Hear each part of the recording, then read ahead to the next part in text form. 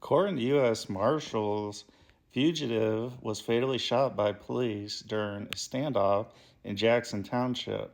That's where I grew up. So in Jackson Township, Ohio, there was a fugitive wanted in West Virginia. This was just past Monday. And this individual was wanted on federal weapons offense. They were shot and killed, and an officer was injured by gunfire following a barricaded standoff at a motel in Jackson Township. Police did hold a press conference, and so according to the U.S. Marshals, the incident happened in the 6800 block of Sunset Strip Northwest. And the U.S. Marshal Pete Elliott, said the Northern Ohio Violent Fugitive Task Force responded Monday afternoon. They were there to arrest a man after receiving a warrant on last Friday for the fugitive, who Elliott describes as one of those, I guess, career criminals with a laundry list of violent crimes dating all the way back to the 70s. And once the task force members did arrive, Elliott said that they approached the man who Elliott said pointed a firearm at the task force members and then went ahead to barricade themselves inside a hotel room. And when the task force members, when they tried to get the fugitive to surrender many times, the fugitive refused.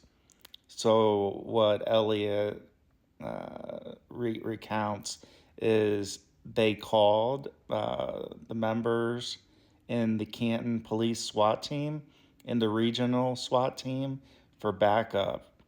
And that's when Elliot said that the fugitive started shooting from inside the hotel room at officers for several minutes. And one of those shots struck a Canton Regional SWAT team member in the arm, and one law enforcement vehicle. The officer, thank goodness, is expected to be okay.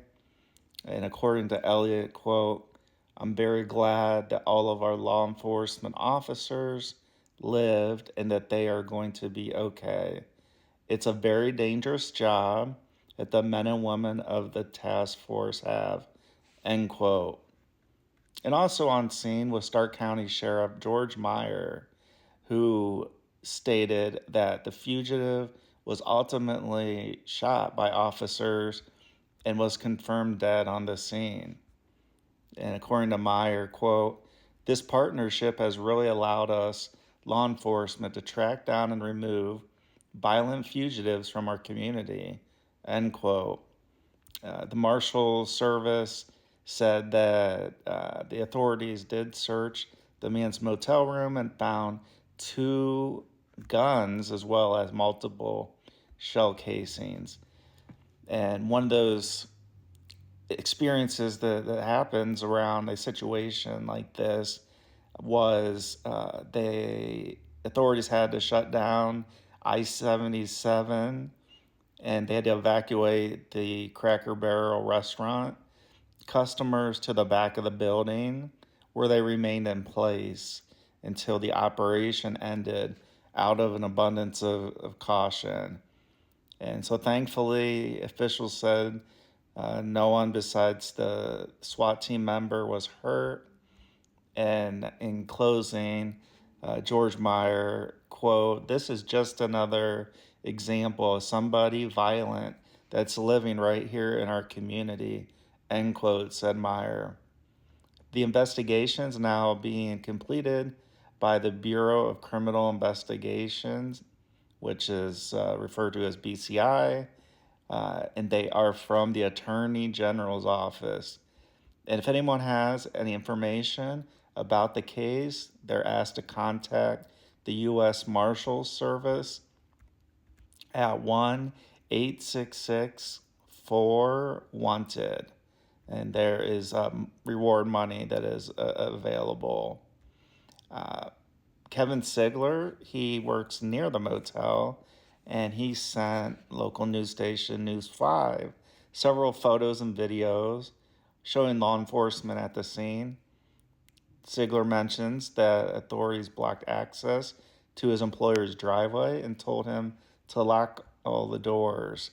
And he thought that at first it was just some kind of domestic disturbance. And then he noticed that there were officers with their guns drawn. And that's when he was thinking, oh, wow, there's something actually going on here. And then he looked over to his left and he saw a guy in full tactical gear and thought, oh, it's getting serious here. And mentioned that the situation kept escalating, and multiple agencies, again, they started showing up.